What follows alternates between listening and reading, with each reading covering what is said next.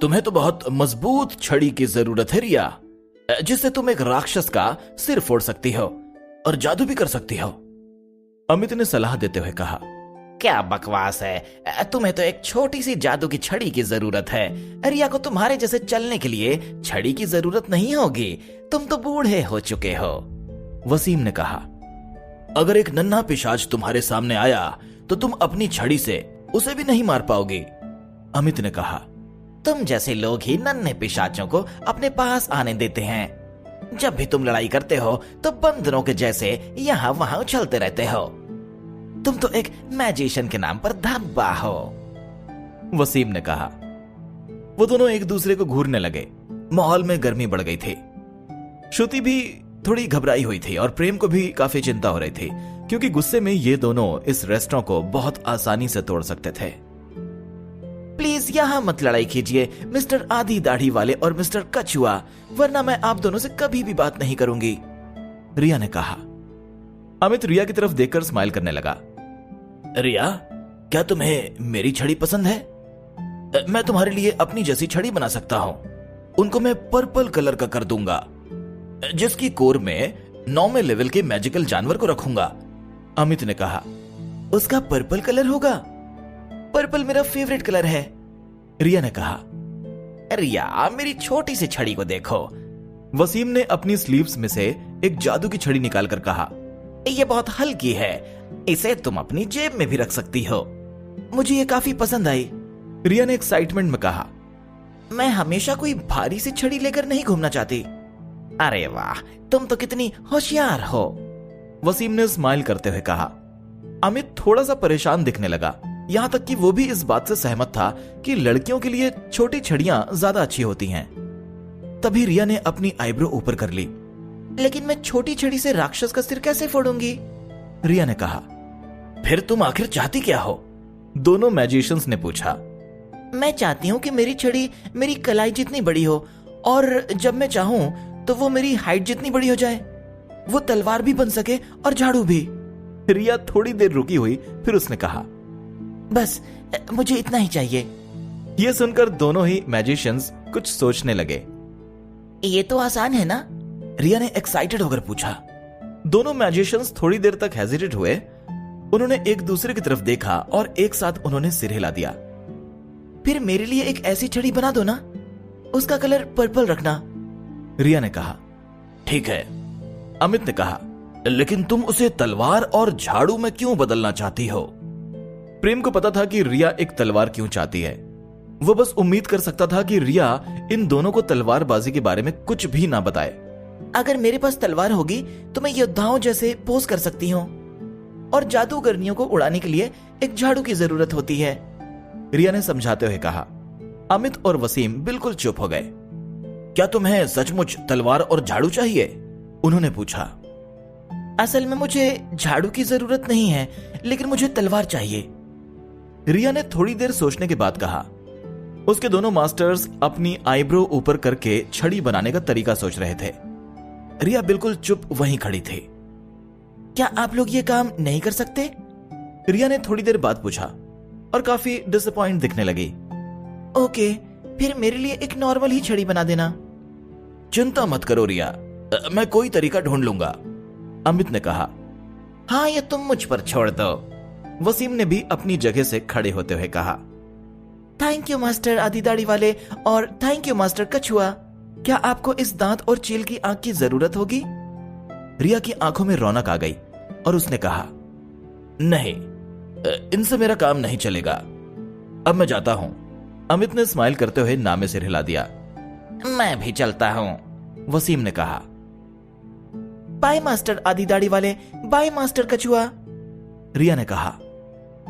हमें इस बार एक साथ काम करना पड़ेगा, अमित ने बाहर आकर कहा। सबसे पहले तो मैं तुम्हारा दोस्त नहीं हूं, और दूसरी बात, मैं तुम्हारे साथ काम नहीं करूंगा, वसीम ने जवाब दिया। वो आगे बढ़ने लगा लेकिन तभी रुका। ठीक है, बस एक बार मैं तुम्हारे साथ काम करने के लिए तैयार हूं। इसके अलावा शायद हमें नवीन की मदद भी लेनी होगी, उसका स्पेस मैजिक बहुत पावरफुल है, अमित ने वसीम के पास जाते हुए कहा। अब वो दोनों साथ चल रहे थे। अगर कोई भी मैजिशियंस उन्हें इस वक्त देख लेता तो उनके मुंह खुले के खुले रह जाते। आज एक इम्पॉसिबल काम पॉसिबल होता दिख रहा था। पापा, आपको क्या लगता है, क्या वो लोग ये काम कर सकते हैं? रिया ने पूछा। चिंता मत करो, वो दोनों सबसे पावरफुल मैजिशियंस हैं। प्रेम ने उन्हें वसीम की दुकान में जाते हुए देखकर कहा। अब तो प्रेम की उम्मीदें भी काफी बढ़ गई थीं। आज वरुण की दुकान नहीं खुली? प्रेम ने अपने मन में बड़बड़ाया। शायद इसलिए आज वो मुझे दिखा नहीं। प्रेम के रेस्टोरेंट के बाहर से भीड़ जा चुकी थी, लेकिन प्रेम के रेस्टोरेंट के बारे में अभी भी बातें हो रही थीं। रेस्टोरेंट के बारे में सभी लोगों की कहानियां अलग अलग थीं। बस उसका मैसेज एक ही था कि कभी भी मारिया रेस्टोरेंट में गड़बड़ी मत करना। बॉस, ये टेबल कुर्सियां तो काफी अच्छी क्वालिटी की हैं। इनको तो कुछ भी नहीं हुआ, बस हमारा दरवाजा टूट गया है। क्या मैं आपके लिए कोई कारपेंटर ढूंढ लूं? यामिनी ने कहा। तब तक श्रुति ने पूरा रेस्टोरेंट साफ कर दिया था। नहीं, इस सब की जरूरत नहीं है। तुम दोनों अब घर जा सकती हो। कल सुबह 7 बजे आ जाना। तुम लोगों को इतना सब देखना पड़ा, इसके लिए मुझे माफ करना, प्रेम ने कहा। कोई बात नहीं बॉस, आपने तो बुरे लोगों को पकड़वाया है। आपने और रिया ने जो भी किया, आपको यही करना चाहिए था। अगर मैं भी स्ट्रांग होती तो मैं भी आपकी कोई मदद कर पाती, यामिनी ने कहा।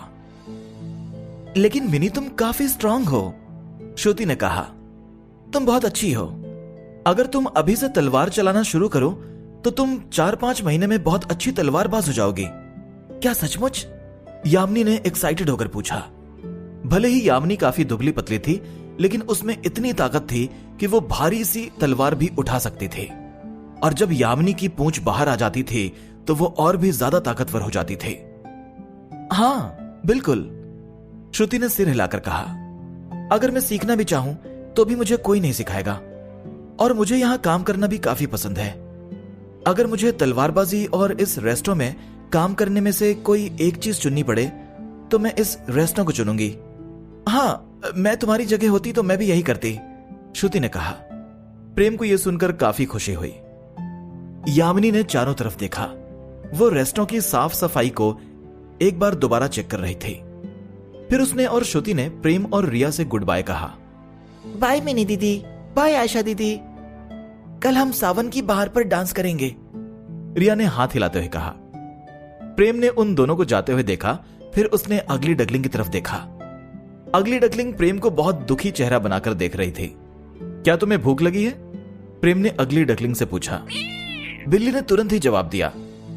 मुझे लगता है उसने आज काफी खा लिया है, रिया ने नींद भरी आवाज में कहा। अगली डकलिंग ने ना में सिर हिला दिया। रिया, उसे थोड़ी सूखी मछली और दे दो, उसे बड़ा होने के लिए काफी खाना खाने की जरूरत है, प्रेम ने कहा। ठीक है पापा, लेकिन इसके बाद उसे 5 और चक्कर लगाने पड़ेंगे।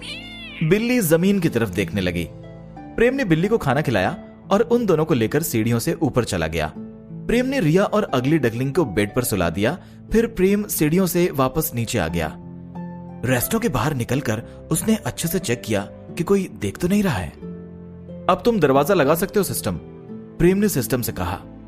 दरवाजा लगाने की फीस 1 सोने का सिक्का, सिस्टम ने कहा। दरवाजा लगाने की फीस? तुम इतना कैसे गिर सकते हो यार? तुम दरवाजा लगाने के भी पैसे ले रहे हो? प्रेम ने अपनी आईब्रो ऊपर करते हुए कहा।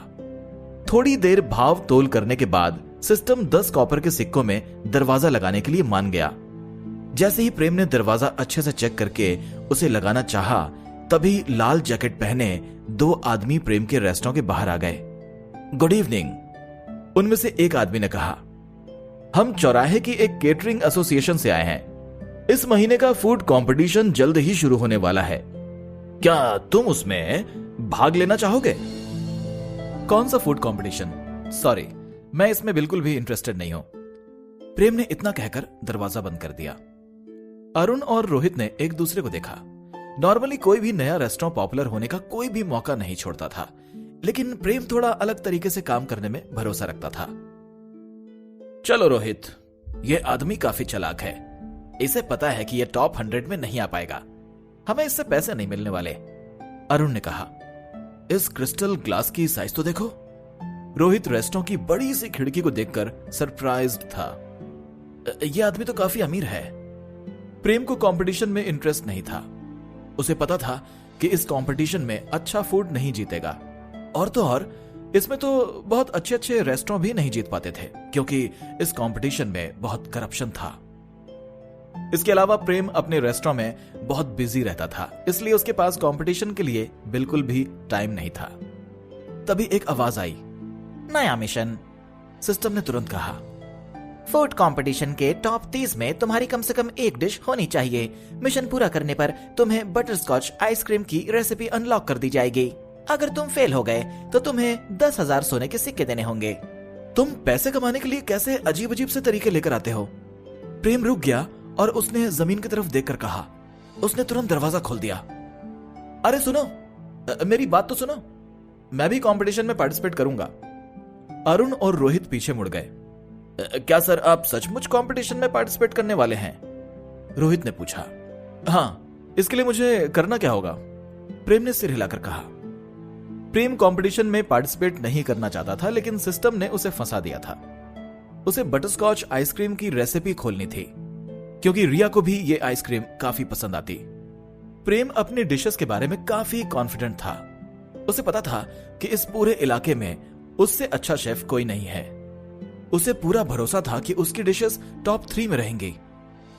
अरुण और रोहित की उम्र करीब 40 साल थे। उनकी ड्रेस पर एम्ब्रॉयडरी की गई थी। उनकी ड्रेस के पीछे केटरिंग एसोसिएशन लिखा था। इसके लिए आपको 5 सोने के सिक्के देने होंगे। अगले 10 दिन के लिए वोटिंग शुरू होगी। अरुण ने नोटबुक में रेस्टोरेंट का नाम लिखते हुए कहा। फिर उसने पैसे लेने के लिए हाथ आगे बढ़ा दिया। यार, एक नाम लिखने के 5 सोने के सिक्के? प्रेम ने पूछा। हाँ, रोहित ने जवाब दिया। प्रेम थोड़ी देर के लिए हेजिटेट हुआ। फिर उसने अपनी जेब से 5 सोने के सिक्के निकाले और अरुण को दे दिए। रजिस्ट्रेशन फीस के तौर पर काफी पैसे लिए जा रहे हैं, और ऐसा हर महीने होता है। यहां तो लोगों की काफी अच्छी कमाई हो जाती होगी, प्रेम ने सोचा। थैंक यू, ये रहे आपके बैलेट पेपर। रोहित ने अपने बैग से पेपर का गट्ठर निकालकर कहा। इसमें धोखाधड़ी से बचने का मैजिक किया गया है। इस गट्ठर में 100 बैलेट पेपर हैं, और एक बैलेट पेपर 1 कॉपर के सिक्के का है। आपको कितने बैलेट की जरूरत है? यहां के लोग पैसे कमाना बहुत अच्छे से जानते हैं। अगर कोई टॉप 10 में आने का सोच रहा हो तो उसे हजारों कॉपर के सिक्के खर्च करने पड़ेंगे, वो भी बैलेट जैसी चीज पर। प्रेम ने सरप्राइज होकर अपनी आईब्रो उठाते हुए सोचा। अगर मुझे टॉप 30 में आना है तो कितने बैलेट लेने होंगे? प्रेम ने पूछा। रोहित को प्रेम की बात सुनकर बहुत सरप्राइज हुआ था, क्योंकि उसे पता था कि 3 साल पुराने रेस्टोरेंट से टॉप 30 में आने के काबिल होते हैं, क्योंकि वो बड़े रेस्टोरेंट्स होते हैं और उनमें ज्यादातर रेस्टोरेंट चैम्बर ऑफ कॉमर्स के मेंबर के होते हैं। कोई भी नया रेस्टोरेंट आज तक टॉप 30 में नहीं आ पाया था। अगर तुम्हारी डिशेस महंगी हैं तो तुम्हें 2 या 3 हजार बैलेट पेपर की जरूरत होगी, और अगर वो काफी सस्ती हैं तो तुम्हें करीब 10,000 पेपर की जरूरत होगी। उसके बाद ही तुम बड़ी मुश्किल से टॉप 100 में आ पाओगे, रोहित ने कहा। ठीक है, तो फिर मैं 2000 बैलेट पेपर खरीद लेता हूं, प्रेम ने थोड़ी देर सोचने के बाद कहा। 2000 बैलेट? रोहित ने सरप्राइज होकर कहा। एक नए रेस्टोरेंट के लिए इतने सारे बैलेट काफी ज्यादा थे। हाँ, 2000, प्रेम ने सिर हिलाकर कहा। उसे पता था कि उसके 2000 बैलेट कुछ ही दिन में खत्म हो जाएंगे। उसे यह जानकर काफी खुशी हुई थी कि इस कंपटीशन में डिशेस की प्राइस भी मायने रखती थी, और उसे पूरा विश्वास था कि उसकी डिशेस सबसे महंगी हैं। बटरस्कॉच आइसक्रीम के लिए कुछ कॉपर के सिक्के देना ज्यादा बड़ी बात नहीं है। मुझे आइसक्रीम वैसे भी बहुत पसंद है, प्रेम मन ही मन सोचने लगा। अगर आप एक बार बैलेट पेपर खरीद लेंगे तो आप इन्हें वापस नहीं कर सकते। मैंने सोचा कि आपको एक बार बता दूं, रोहित ने सीरियस होकर कहा। और धोखाधड़ी से बचने का मैजिक बस 15 दिन तक ही काम करेगा। आप चाहें तो वोटिंग बूथ के पास से और भी बैलेट खरीद सकते हैं। अंदर आ जाओ, मैं तुम्हारे पैसे लेकर आता हूं, प्रेम ने कहा। भले ही ये आदमी अमीर है, लेकिन मुझे तो ये काफी बेवकूफ लगता है। जैसे ही प्रेम अंदर गया, अरुण ने धीमी आवाज में कहा, अरे धीरे बोलो, कहीं ये सुन ना ले। मुझे तो इस बात की खुशी है कि हमारा आज का काम तो हो गया, रोहित ने धीमी आवाज में कहा। जैसे ही वो दोनों रेस्टोरेंट के अंदर गए, वो काफी चौंक गए। रेस्टोरेंट में हर चीज बहुत कमाल की थी। उन्होंने इसके पहले कभी भी ऐसा रेस्टोरेंट नहीं देखा था। प्रेम का रेस्टोरेंट तो काफी फैंसी और कंफर्टेबल था। उसमें बड़े बड़े झूमर लगे थे, दीवारों पर शानदार पेंटिंग्स थी, सब बिल्कुल अलग और शानदार था।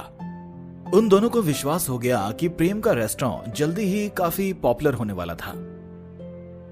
ये रहे आपके 2 प्लैटिनम के सिक्के, प्रेम ने पैसे देते हुए कहा। थैंक यू, रोहित ने कहा और पैसे लेने के लिए हाथ आगे बढ़ा दिया।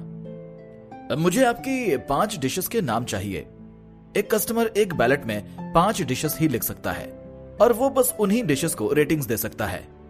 5 डिशेस? प्रेम ने हेजिटेट होकर कहा। हाँ, केवल 5 सबसे ज्यादा बिकने वाली डिशेस। आप अपनी 5 डिशेस के नाम बताइए, अरुण ने कहा। सिस्टम, बटर पनीर मसाला और नान को मेनू में ऐड कर दो। बटर पनीर मसाला के 800 कॉपर के सिक्के और हर नान के 50 कॉपर के सिक्के, प्रेम ने सिस्टम से कहा। इसके हुए 20 कॉपर के सिक्के, सिस्टम ने जवाब दिया। तुम्हारा काम हो गया। प्रेम ने टेबल से मेनू उठाया और उसे खोला। उसने मेनू रोहित को दिया। तुम्हें इस मेनू में मेरी डिशेस के नाम मिल जाएंगे। नॉर्मल मीठी रसमलाई और बहुत मीठी रसमलाई 2 अलग अलग डिशेस हैं, प्रेम ने कहा। बस 5 डिशेस? रोहित ने सरप्राइज होकर कहा। मुझे लगता है कि तुमने इसके प्राइस गलत लिखे हैं, अरुण ने कहा और उसकी आंखें खुली की खुली रह गईं, क्योंकि ककाओ गांव के सबसे महंगे रेस्टोरेंट में भी कुल मिलाकर 2500 कॉपर के सिक्कों से ज्यादा महंगी डिशेस नहीं थी। अब उन दोनों को लगने लगा कि यह रेस्टोरेंट कभी भी पॉपुलर नहीं हो पाएगा। नहीं, प्राइस तो बिल्कुल सही लिखे हैं, प्रेम ने कहा। ठीक है, तो फिर, रोहित ने कहा और अपनी नोटबुक में डिशेस के नाम लिखने लगा। नॉर्मल मीठी रसमलाई और बहुत मीठी रसमलाई एक ही डिश है ना? नहीं, मैं तुम्हें समझा सकता हूं, ये 2 अलग अलग डिशेस हैं, प्रेम ने जवाब दिया। जैसा आप कहें, रोहित ने कहा और उसने प्रेम को बैलेट पेपर दे दिए। फिर रोहित अरुण के साथ चला गया। जैसे ही वो लोग रेस्टोरेंट के बाहर आए, अरुण ने मुड़कर रेस्टोरेंट की तरफ देखा। या तो ये आदमी बेवकूफ है या कुछ ज्यादा ही कॉन्फिडेंट है, या कुछ ज्यादा ही कॉन्फिडेंट हो गया है, अरुण ने धीमी आवाज में कहा। मैं तुम्हारी बात से सहमत हूं, मुझे तो लगता है कि उसे बस 10 बैलेट पेपर की जरूरत थी, रोहित ने सिर हिलाकर कहा। प्रेम को पता था कि जब से श्रुति उसके रेस्टोरेंट में काम पर लगी है, तब से वो एक दिन में बहुत सारे कस्टमर्स को हैंडल कर सकता था। उसने अभी जितने भी बैलेट पेपर लिए थे वो 2-3 दिन में ही खत्म होने वाले थे। अगर प्रेम और ताकतवर हो जाता तो वो और भी ज्यादा काम कर सकता था। उसके बाद शायद उसे रेस्टोरेंट बड़ा करने की भी जरूरत हो सकती थी। सिस्टम, क्या मैं तुमसे इस मिशन की वजह जान सकता हूं? प्रेम ने पूछा। हम आजकल वैसे ही काफी बिजी रहने लगे हैं। इस दुनिया का आदमी होने के कारण तुम्हें लोगों की नजरों में रहना बहुत जरूरी है।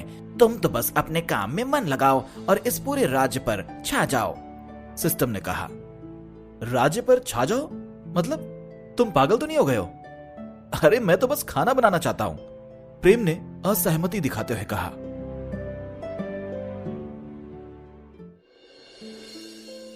योगेश जी, मुझे लगता है कि श्रुति जी एक रेस्टोरेंट में वेट्रेस का काम करने लगी हैं, लेकिन वो अभी भी इसी होटल में ही रुकती हैं, होटल के पास खड़े होकर एक नौजवान बौने ने कहा। योगेश ने उसकी बात सुनकर सिर हिला दिया। क्या तुम्हें उस रेस्टोरेंट के बारे में कुछ पता है? मुझे बताओ, योगेश ने कहा। ये होटल सालों से एक बूढ़ी औरत चला रही है। उसका पति 10 साल पहले गुम हो गया था और वो मानती है कि वो मर चुका है। और वो रेस्टोरेंट अभी 1 महीने पहले ही शुरू हुआ है। रेस्टोरेंट का ओनर एक इंसान है, उसकी 2 वेट्रेस हैं, एक तो श्रुति जी हैं और एक आधी राक्षस लड़की। इसके अलावा उसकी एक आधी बौनी बेटी भी है, जो अभी अभी 2 पावरफुल मैजिशियंस की स्टूडेंट बनी है। मैंने सुना है कि वो काफी टैलेंटेड है। क्या तुम्हें उन दोनों मैजिशियंस के नाम पता हैं? योगेश ने अपनी आईब्रो ऊपर करके पूछा। एक तो बर्फ के मैजिशियन वसीम जी हैं और दूसरे आग के मैजिशियन अमित जी, उस बौने ने जवाब दिया। योगेश की आंखें खुली की खुली रह गईं। वो अमित और वसीम से करीब 100 साल से भी ज्यादा बड़ा था, लेकिन योगेश अभी तक केवल 8वें लेवल का ही मैजिशियन बन पाया था। ये दोनों इतने सालों तक लड़ाई करते रहे और अब वो एक ही स्टूडेंट को सिखा रहे हैं। इन दोनों लोगों की नजरें बिल्कुल जौहरी जैसी हैं। मुझे याद है कि ये लोग राजकुमारी इशिता को भी अपना स्टूडेंट बनाना चाहते थे। राजकुमारी इशिता तो 26 साल की उम्र में ही 10वें लेवल की मैजिशियन बन गई थी। अगर इन दोनों ने उस छोटी लड़की को अपना स्टूडेंट बनाया है तो वो वाकई काफी टैलेंटेड होगी। योगेश सोचने लगा। ये रेस्टोरेंट कहां पर है? योगेश ने पूछा। इस बौने ने योगेश को कभी भी इतना परेशान नहीं देखा था। ये चौराहे के बिल्कुल किनारे पर है, उसने तुरंत जवाब दिया। तुम श्रुति पर अपनी नजरें गड़ा कर रखो और उसकी सेफ्टी का बिल्कुल ध्यान रखना, योगेश ने कहा। पूरी कोशिश करना कि वो तुम्हें देख ना पाए, और अगर वो तुम्हें देख ले तो तुरंत वहां से भाग जाना। जी, जैसा आप कहें योगेश जी, बौने ने सिर हिलाकर कहा। उसने अपने चारों तरफ अपनी छड़ी से एक घेरा बनाया। तुरंत ही उसके चारों तरफ एक हरी रोशनी दिखने लगी और उसके बाद वो वहां से गायब हो गया। विनीत यहां जल्दी ही आ जाएगा, योगेश ने होटल की तरफ देखकर मन ही मन सोचा और वहां से चला गया। और उधर मारिया रेस्टोरेंट में प्रेम सिस्टम से बातें कर रहा था। अगर ये राज्य मेरा होता तो मैं इस पर राज करता, लेकिन तुम ही सोचो, अभी मैं इतने बड़े राज्य पर कैसे राज कर सकता हूं? इस राज्य के सभी लोगों की प्लेट्स तक अपनी डिश पहुंचाना कितना कठिन काम है। हाँ, अगर तुम उनका हृदय परिवर्तन कर दो तो शायद ये काम हो सकता है। अगर मैं ऐसा कर भी पाता तो भी मैं ऐसा नहीं करता, इससे काफी परेशानियां हो सकती हैं, सिस्टम ने कहा। तो फिर तुम ऐसा क्यों चाहते हो कि मैं इस राज्य पर अपने फूड का झंडा लहराऊं? प्रेम ने पूछा। लोग खाने के लिए जिंदा रहते हैं। अगर तुमने लोगों का दिल अपनी डिशेस से जीत लिया तो वो तुम्हें अपना भगवान मानने लगेंगे, सिस्टम ने जवाब दिया। हाँ, ऐसा तो तब होगा जब वो तुम्हारे जितने बेवकूफ होंगे, प्रेम ने हंसकर कहा। कुछ भी हो, बड़ा सपना देखो, इस दुनिया में सब कुछ पॉसिबल है, सिस्टम ने जवाब दिया। यार, बड़ा सपना देखने के लिए अब मेरी उम्र काफी ज्यादा हो चुकी है, ये मेरे बस की बात नहीं रही, प्रेम ने कहा और दरवाजा लगा दिया। फिर प्रेम सोचने लगा, लेकिन मैं मौज करने के लिए तो बड़ा नहीं हुआ हूं। राक्षस, दैत्य, नन्हे पिशाच, दानव और बौनों को एक साथ खाते हुए देखना काफी इंटरेस्टिंग होता है। प्रेम किचन में गया और अपने लिए एक गिलास पानी भर लिया। उसके दिमाग में अभी भी बटर स्कॉच आइसक्रीम की रेसिपी वाली बात घूम रही थी, लेकिन उसे ठीक से याद नहीं था कि उसने आइसक्रीम के बारे में अपनी पुरानी लाइफ में कब कमेंट किया था। जैसे ही प्रेम एक छोटी सी झपकी लेने के लिए सीढ़ी से ऊपर जाने को तैयार हुआ, तभी उसके दरवाजे पर किसी ने खटखटाया। आज हमारा रेस्टोरेंट नहीं खुला है, प्रेम ने कहा। ये मैं हूं, हिमांशु, ककाओ स्कूल के मैकेनिकल डिपार्टमेंट का हेड। परेशान करने के लिए माफ करना, लेकिन मुझे तुमसे थोड़ी देर बात करनी है। बाहर से एक आवाज आई। प्रेम ने दरवाजा खोल दिया। हिमांशु अपने हाथ में एक सूटकेस लेकर खड़ा था। मैंने कुछ दिनों पहले तुम्हारी साइकिल देखी थी और वो मुझे काफी अच्छी लगी, हिमांशु ने स्माइल करते हुए कहा। तुमने तो देखा ही होगा कि हम स्टीम से पावर जनरेट करने की कोशिश कर रहे हैं, लेकिन हमसे अभी तक कुछ भी नहीं हुआ है। प्रेम को काफी सरप्राइज हुआ और वो सोचने लगा, स्टीम इंजन से तो वाकई क्रांति पैदा हो सकती है। मेरी दुनिया में स्टीम इंजन तो कब का आ चुका है, लेकिन यहां मुझे कहानी थोड़ी अलग लग रही है। अंदर आ जाओ, प्रेम ने स्माइल करते हुए कहा। उसे भरोसा था कि हिमांशु इस दुनिया में एक नई क्रांति लाने वाला है। हिमांशु जैसे ही अंदर आया, वो डेकोरेशन देखकर चौंक गया, लेकिन उसका दिमाग अभी किसी और जगह पर था। थैंक यू, उसने मुड़कर प्रेम से कहा। प्लीज आप बैठ जाइए, मैं भी इन सभी बातों में काफी इंटरेस्टेड रहता हूं, प्रेम ने कहा और वो किचन की तरफ चला गया। उसने एक गिलास पानी हिमांशु को लाकर दिया और उसके सामने बैठ गया। प्रेम स्टीम इंजन के बारे में काफी अच्छे से जानता था। अपनी ग्रेजुएशन के टाइम उसने इन पर काफी काम किया था। उसने अपनी ग्रेजुएशन के टाइम एक थ्योरी में बताया था कि अगर 2 स्ट्रोक इंजन में इंप्रूवमेंट किया जाए तो उसकी एफिशिएंसी 3% बढ़ जाती है, लेकिन प्रैक्टिकली ये काफी इम्पॉसिबल था। फिर भी उसकी थीसिस के कारण उसे ग्रेजुएशन में काफी अच्छे नंबर मिले थे। प्रेम ने अपनी ग्रेजुएशन के टाइम बस इसी चीज में पूरे मन लगाकर काम किया था। उसने बहुत ध्यान से स्टीम इंजन के बारे में पढ़ा था। इसके अलावा उसने इंटरनल कंबशन इंजन और स्टीम टरबाइन के बारे में भी पढ़ा था। हालांकि वो खुद ऐसी चीजें नहीं बना सकता था, लेकिन वो इंजन का डिटेल डायग्राम बना सकता था। दूसरे मायनों में कहें तो वो किसी की मदद से ऐसी चीजें बना सकता था, लेकिन अकेले ये काम उसके बस का नहीं था। अगर उसने ऐसी कोई चीज अपनी दुनिया में बना लिया होता तो उसका नाम भी इतिहास के पन्नों में दर्ज कर दिया जाता। बस इसलिए प्रेम मैकेनिक्स में इतना इंटरेस्ट ले रहा था। हिमांशु ने अपना सूटकेस खोला और उसमें से कुछ पेपर्स निकाले।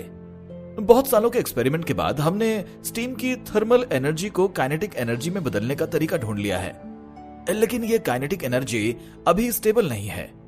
इसको स्टेबलाइज करने के लिए हमारे पास कुछ आइडियाज हैं, लेकिन इस एनर्जी का यूज कैसे करना है ये हमारे सामने अभी सबसे बड़ी प्रॉब्लम है, उसने कागज टेबल पर रखते हुए कहा। प्रेम ने कागजों में डायग्राम्स देखे। ये तो कमाल के हैं, प्रेम ने कहा। प्रेम को साइंटिस्ट काफी पसंद थे। वो ऐसा मानता था कि साइंटिस्ट ही टेक्नोलॉजिकल डेवलपमेंट में सबसे काम के लोग होते हैं, और हिमांशु भी उनमें से एक था। कागजों में बनी डिजाइन काफी अजीब थी, लेकिन वो थ्योरी के हिसाब से काफी सही थी। इस दुनिया में भले ही थर्मल एनर्जी को काइनेटिक एनर्जी में बदलने का तरीका ढूंढ लिया गया था, लेकिन अभी इंजन को डेली लाइफ में यूज करने के लिए ये दुनिया काफी पीछे थी। फिर भी तलवार और जादू की दुनिया में ये चीज कमाल की थी। थैंक यू, हिमांशु ने कहा। बहुत कम लोग ही हिमांशु के एफर्ट्स की तारीफ करते थे। ज्यादातर लोग तो उसकी बुराई ही करते थे। किसी को भी उसके प्रेशर का अंदाजा नहीं था। लोगों को तो ये तक नहीं पता था कि हिमांशु इन सब के लिए अपनी जेब से पैसा लगा रहा था। हिमांशु और उसकी पत्नी तो अभी तक ककाओ स्कूल के क्वार्टर्स में रहते थे। हिमांशु स्कूल तक रोज पैदल चलकर जाता था ताकि वो किराए के पैसे बचा सके। उसकी पत्नी उसे समझाती थी, लेकिन उसके बच्चे ऐसे नहीं थे। उसके बच्चे साल में एक बार ही घर आते थे। उन्हें अपने पापा का काम बिल्कुल भी पसंद नहीं था। लेकिन तुम ये सब क्यों कर रहे हो? प्रेम ने पूछा। लड़ाई के इतने सालों बाद व्यापार तो बहुत तेजी से बढ़ रहा है। बिजनेसमैन मैजिशियंस को हायर कर लेते हैं ताकि वो लोग उनका काम आसान कर पाए। मैजिशियंस काफी महंगे होते हैं, लेकिन उनकी खास बात यह होती है कि वो ये सब काम कर लेते हैं। अब इस दुनिया में लोगों की जगह मशीन से काम करवाना बहुत जरूरी हो गया है। अच्छा, अब मेरी समझ में आया, प्रेम ने सिर हिलाकर कहा। उसे इतना तो समझ में आ गया था कि स्टीम इंजन से यह दुनिया बदल सकती थी, लेकिन अभी अभी उसने जो ड्राइंग देखी थी उससे यह काफी साफ हो गया था कि स्टीम इंजन को इस दुनिया में आने में अभी काफी टाइम था। सिस्टम, क्या मैं इसे स्टीम इंजन का डायग्राम बेच सकता हूं? प्रेम ने सिस्टम से पूछा। प्रेम के दिमाग में जैसे ही यह ख्याल आया, उसकी आंखें चमक उठी।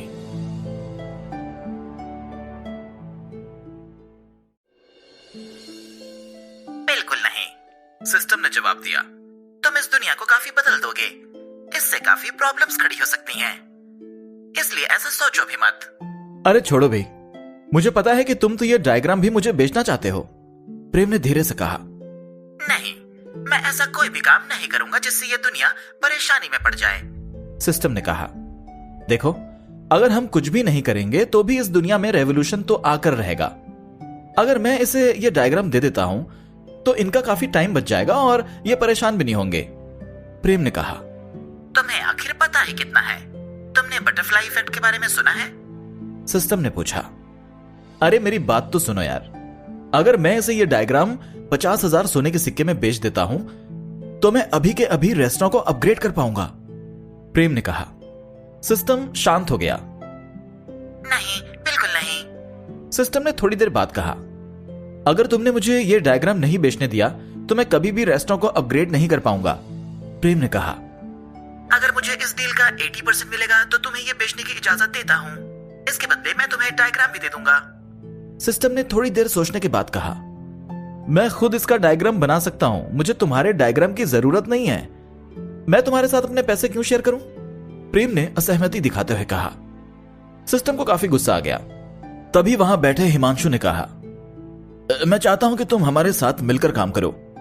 प्रेम ने डायग्राम बनाने की अपनी उत्सुकता को दबा लिया। उसे पता था कि अगर वो हिमांशु को डायग्राम बनाकर दे देता है तो हिमांशु के इतने सालों की मेहनत एक मजाक जैसी लगने लगेगी। शायद मैं आपके साथ काम नहीं कर सकता, मैं तो एक शेफ हूं और मैं काफी बिजी भी रहता हूं।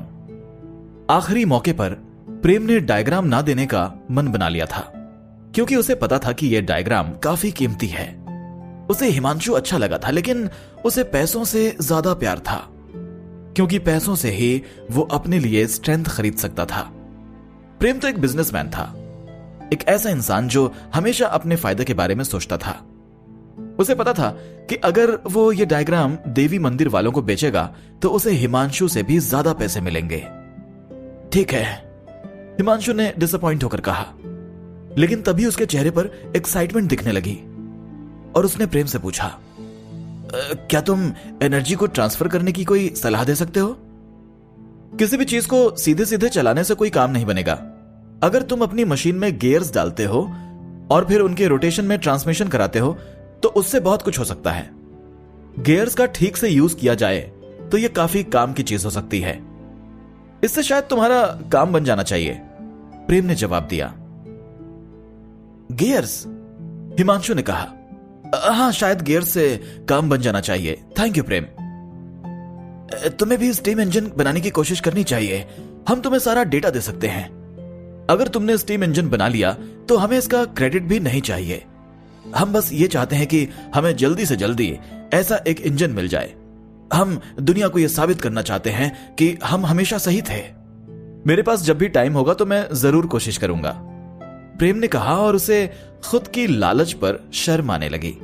उसे पता था कि अगर वो किसी ऑफिसर को यह बताएगा कि उसने अकेले ही स्टीम इंजन बनाया है तो वो शक के घेरे में आ सकता था, लेकिन अगर वो हिमांशु के साथ यह काम करता है तो लोग उसकी बात पर जरूर विश्वास कर लेते। प्रेम हिमांशु के साथ रेस्टोरेंट के बाहर तक आया। प्रेम जैसे ही रेस्टोरेंट के अंदर आने वाला था तभी उसे एक सफेद दाढ़ी वाला बौना आदमी खड़ा दिखाई दिया। प्रेम को लगा जैसे वो उसी को देख रहा था। शायद ये मेरे रेस्टोरेंट को घूर रहा है, प्रेम ने सोचा और दरवाजा लगा दिया। जब प्रेम ने खिड़की से झांक कर देखा तो वो बौना बूढ़ा आदमी जा चुका था। प्रेम ने इस बात पर ज्यादा ध्यान नहीं दिया। आज की तारीख में किसी को भी इस बात पर विश्वास नहीं होता कि महेंद्र प्रताप जैसा महान योद्धा भी एक रेस्टोरेंट का ओनर बन चुका था। प्रेम ने स्टीम इंजन का ख्याल भी अपने दिमाग से निकाल दिया। वो किचन की तरफ चलकर गया और उसने अपना फ्रिज खोला। उसके पास जितना पनीर था उतना पनीर कई दिनों तक उसके काम आ सकता था, लेकिन यह पनीर फ्रिज में काफी ज्यादा जगह घेरे था।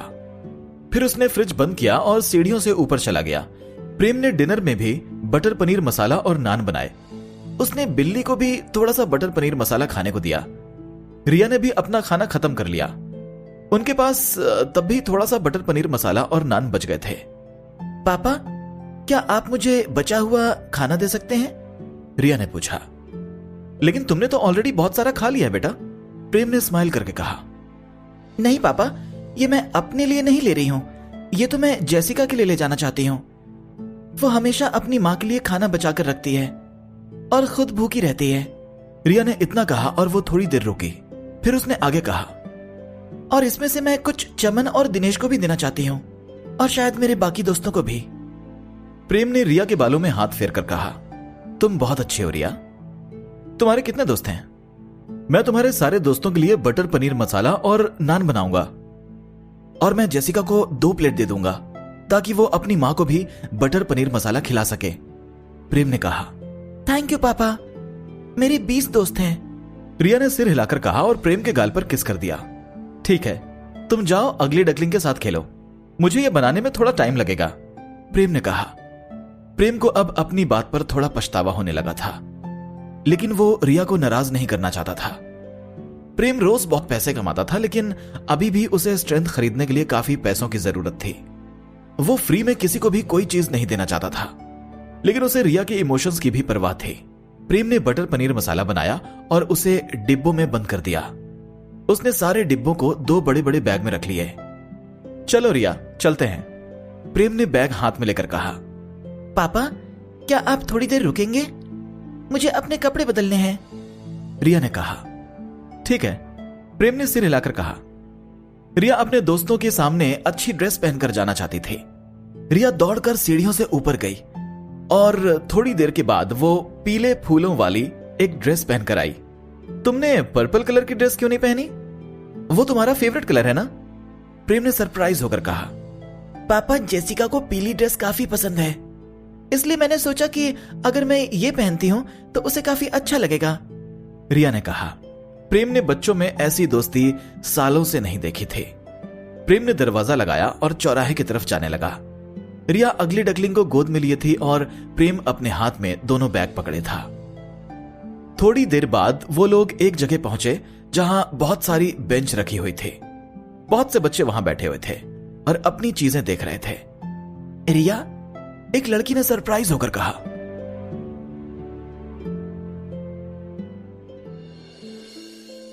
जेसिका करीब 5 साल की थी और बहुत सुंदर थी। उसकी हाइट रिया से थोड़ी ही ज्यादा थी। जेसिका रिया को देखकर काफी खुश हुई थी और उसकी तरफ दौड़कर जा रही थी। जेसिका, रिया ने जेसिका की तरफ दौड़ लगाते हुए कहा, लेकिन गले मिलने के पहले ही जेसिका रुक गई और उसने सरप्राइज होकर रिया की ड्रेस को देखा। जेसिका, तुमने मुझे गले क्यों नहीं लगाया? रिया ने पूछा। क्योंकि आज तुमने काफी अच्छी ड्रेस पहनी है और मैं नहीं चाहती कि वो गंदी हो जाए, जेसिका ने जवाब दिया। फिर उसने बिल्ली की तरफ देखा और कहा, ये कितनी सुंदर बिल्ली है। असल में ये एक डक है क्योंकि ये अंडे से बाहर आई है, रिया ने कहा। अच्छा, ऐसी बात है, लेकिन ये डक जैसी तो नहीं दिख रही, जेसिका ने कंफ्यूज होकर कहा। क्या मैं इसे पकड़ सकती हूँ? अगली डकलिंग ने कहा और नाम में इशारा करते हुए अपना पंजा आगे बढ़ा दिया। हाँ, क्यों नहीं, रिया ने सिर हिलाकर कहा और बिल्ली की तरफ देखकर बोली, अगली डकलिंग ये मेरी दोस्त जेसिका है, इससे अच्छे से बिहेव करना, वरना आज रात को तुम्हें 5 चक्कर और लगाने पड़ेंगे। बिल्ली ने फालतू की कोशिशें बंद कर दी और अब वो जेसिका की गोद में जाने तैयार हो गई। ये कितनी क्यूट है, जेसिका ने बिल्ली के ऊपर हाथ फेरते हुए कहा।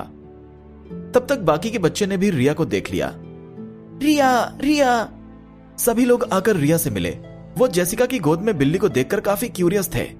रिया ने भी उन सभी को उनके निकनेम से ही बुलाया और उनसे मिली। रिया की बातें सुनकर प्रेम के होठों पर स्माइल आ गई। रिया अपने सारे दोस्तों में काफी पॉपुलर थी और वो उनके भी निकनेम रखती थी। इन सभी बच्चों की उम्र 4 साल या 9 साल के बीच की थी। उनके कपड़े काफी गंदे थे। प्रेम के आने के पहले रिया भी ऐसे ही कपड़े पहना करती थी क्योंकि उनके पास ज्यादा पैसे नहीं हुआ करते थे। जेसिका अपनी एज के हिसाब से काफी मैच्योर दिख रही थी और वो रिया की सबसे करीबी दोस्त थी। रिया ने मुझसे कहा था कि तुम सभी उसके दोस्त हो, मैं तुम लोगों के लिए कुछ खाने के लिए लाया हूं, प्रेम ने स्माइल करते हुए कहा। भूख किस किस को लगी है? मुझे, मुझे, सभी बच्चों ने एक्साइटेड होकर कहा। जेसिका, ये मेरे पापा हैं, उन्होंने सबके लिए बटर पनीर मसाला और नान बनाए हैं, रिया ने फुसफुसाकर कहा। और उन्होंने तुम्हारी मम्मी के लिए भी खाना बनाया है। तुम्हारे पापा? जेसिका ने प्रेम को देखकर कहा। फिर वो रिया की तरफ मुड़ी और स्माइल करके बोली, थैंक यू रिया, तुम मेरा कितना ध्यान रखती हो। बच्चों चलो आ जाओ। प्रेम ने स्माइल किया और बेंचेस की तरफ चला गया। उसने सारा खाना बाहर निकाला और उसे बेंच पर रख दिया। उसने सभी डिब्बों के ढक्कन खोल दिए। खाने की खुशबू सब जगह फैल गई। उसे स्मेल करके बच्चों के मुंह में पानी आ गया। हालांकि वो दौड़कर खाने के पास नहीं गए, बल्कि वहीं के वहीं खड़े रहे। प्रेम ने सभी बच्चों की गिनती की, वहां केवल 19 बच्चे थे। प्रेम ने 22 डिब्बे बटर पनीर मसाला और नान बनाए थे। आ जाओ आ जाओ, ये मैंने तुम लोगों के लिए ही बनाया है, प्रेम ने सभी बच्चों से स्माइल करते हुए कहा। बच्चों ने एक दूसरे की तरफ देखा और कोई भी अपनी जगह से नहीं हिला। जेसिका, ये डिश खाकर देखो, तुम्हें ये काफी पसंद आएगी, रिया ने जेसिका का हाथ पकड़ा और उसे खाने की तरफ ले गई। उसने जेसिका से बिल्ली अपनी गोद में ले ली। थैंक यू सर, जेसिका ने प्रेम को देखकर कहा। उसने बटर पनीर मसाला और नान का एक डिब्बा उठा लिया और एक बाइट ली। उसकी आंखों में खुशी साफ दिखने लगी। उसे टेस्ट इतना अच्छा लगा कि उसे डिस्क्राइब करने के लिए उसके पास शब्द ही नहीं थे। उसने आज तक ऐसी डिश कभी भी नहीं खाई थी। जेसिका ने जैसे ही पहला निवाला गटका, उसकी आंखों में खुशी के आंसू दिखने लगे। फिर उसने एक और बाइट ले ली। क्या हुआ जेसिका, तुम रो मत, रिया ने जेसिका के आंसू पोंछते हुए कहा। मैं खुद को रोक नहीं पाई। इस खाने को खाकर मुझे बहुत खुशी हुई और इसी कारण मेरे खुशी के आंसू आ गए, जेसिका ने कहा। प्रेम भी उनकी बातें सुनकर स्माइल करने लगा। बाकी बच्चों ने भी हेजिटेट होना बंद कर दिया और वो भी खाने के पास चले गए और उन्होंने खाना खाना शुरू कर दिया। ये तो कमाल का है, तुम्हारे पापा तो शानदार है रिया, ये फूड वाकई बहुत लाजवाब है। जेसिका, नान और बटर पनीर मसाला एक साथ मिलाकर खाओ, इससे बहुत शानदार टेस्ट आता है, रिया ने फुसफुसाकर कहा। जैसे ही जेसिका ने नान को ध्यान से देखा, उसने कहा, हाँ ये नान तो बिल्कुल चांद जैसे दिख रहे हैं। जैसे ही नान और बटर पनीर मसाला एक साथ मिलाकर उसने खाया, उसकी आंखें खुली की खुली रह गईं। बच्चों के चेहरे पर मुस्कान देकर प्रेम स्माइल कर रहा था। उसने ठान लिया था कि जब उसके पास काफी पैसे होंगे तो वो ऐसे बच्चों की मदद करता रहेगा। क्या ये प्रेम है? सौम्या ने दूर से देखकर फुसफुसा कर कहा। उसके हाथ में भी एक बड़ा सा बैग था। ककाओ गांव के नॉर्थ वेस्ट में एक बड़ी सी बिल्डिंग थी जिसके चारों तरफ लैंप लगे हुए थे। इस बिल्डिंग का नाम मुकेश महल था। उस बिल्डिंग के बड़े से हॉल में बहुत सारे लोग टेबल पर बैठे हुए थे। उनके सामने खाना रखा हुआ था। सभी लोग बिल्कुल शांति से बैठे हुए थे। कोई भी कुछ नहीं बोल रहा था। इस बिल्डिंग के छत पर लैंप से सारे हॉल में उजाला हो रहा था। जोसेफ मुकेश भी उसी टेबल पर बैठा हुआ था। वो अपनी पत्नी टीना मुकेश और अपने दोनों बच्चों केशव मुकेश और लोकेश मुकेश के साथ बैठा हुआ था। केशव भी वहां पर अपनी पत्नी के साथ ही बैठा हुआ था। कोई भी एक दूसरे की तरफ नहीं देख रहा था। जोसेफ मुकेश अपनी आईब्रो ऊपर करके बैठा हुआ था। उसने अपने ग्रैंडसन की तरफ देखा। उसके ग्रैंडसन का नाम मिकी मुकेश था। वो गरिमा के बाजू में बैठा हुआ था। गरिमा अपने चेहरे पर मास्क लगाई थी। मास्क निकाल दो। हम मुकेश परिवार के लोग हैं। हमें किसी से डरने की जरूरत नहीं है, जोसेफ मुकेश ने उस लड़की से कहा। सभी उस लड़की की तरफ देखने लगे। पापा, आपको इसे अपने मन का करने देना चाहिए, लोकेश ने जोसेफ से कहा। इस बात से तुम्हारा क्या मतलब? जोसेफ ने जवाब दिया। वो अपनी कुर्सी पर आगे झुका और अपनी आवाज ऊंची करते हुए कहा, मैंने तुम्हें तुम्हारे मन का करने दिया और आज देखो कि तुम क्या बन गए हो, एक टीचर। तुमने तो हमारी फैमिली का नाम मिट्टी में मिला दिया। जोसेफ थोड़ी देर चुप रहा, फिर आगे बोला, औरतों को हमेशा आदमियों के मन का काम करना चाहिए और उन्हें जल्दी से जल्दी शादी कर लेनी चाहिए।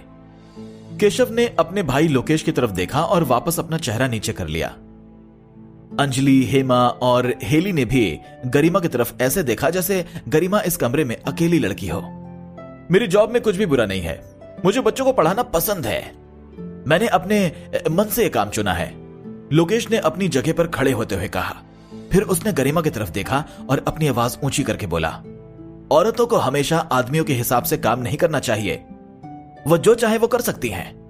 आपको मेरी बातें भले ही पसंद ना आ रही हों, लेकिन मुझ जैसे लोग ही दुनिया बदलते हैं। गरिमा ने अपने पापा लोकेश की तरफ देखा। उसके पापा खुद को इस परिवार का वारिस मानते थे। आज उसे अपने पापा को देखकर काफी खुशी हो रही थी। तुम्हारा तो दिमाग खराब हो गया है, जोसेफ ने हंसते हुए कहा। उसने लोकेश को घूरा। जोसेफ लोकेश पर पहले बहुत विश्वास करता था, लेकिन अब वो अपने बेटे से काफी डिसअपॉइंट था। अगर तुम मुकेश परिवार के ना होते तो तुम अपनी बेटी की हालत को किसी भी हाल में नहीं छुपा पाते, जोसेफ ने गुस्से में कहा। लोकेश, तुम पापा को गुस्सा दिला रहे हो, केशव ने लोकेश से कहा। क्या कहा? मैं गुस्सा दिला रहा हूं, लोकेश ने कहा और आगे कुछ भी नहीं बोला। लोकेश थोड़ी देर तक वैसे ही खड़ा रहा, फिर वो अपनी कुर्सी पर वापस बैठ गया। गरिमा के हाथ कांप रहे थे। उसे देखकर ऐसा लग रहा था जैसे वो अभी अपनी जगह से खड़ी हो जाएगी। मिकी ने गरिमा का हाथ पकड़ा और सिर हिलाकर उसे चुप रहने का इशारा किया। मिकी की उम्र करीब 10 साल की थी, लेकिन वो समझ चुका था कि उसके दादाजी काफी गुस्से में हैं और वो गरिमा को डांट पड़ते हुए नहीं देखना चाहता था। जोसेफ ने अपने खाने की तरफ देखा और उसने एक नाइफ और फोक उठा लिया। औरतें हमेशा ऐसी ही रहेंगी, अमीर हमेशा अमीर ही रहेंगे। पूरी दुनिया में औरतों की सिचुएशन कोई नहीं सुधार सकता, जोसेफ ने धीमी आवाज में कहा। इसके बाद बाकी लोगों ने भी राहत की सांस ली। मामला ठंडा हो चुका था। सभी ने अपने नाइफ और फोक उठा लिए और खाना खाने लगे। दादाजी, मैं पापा की बात से सहमत हूं। औरतें यूजलेस नहीं हैं।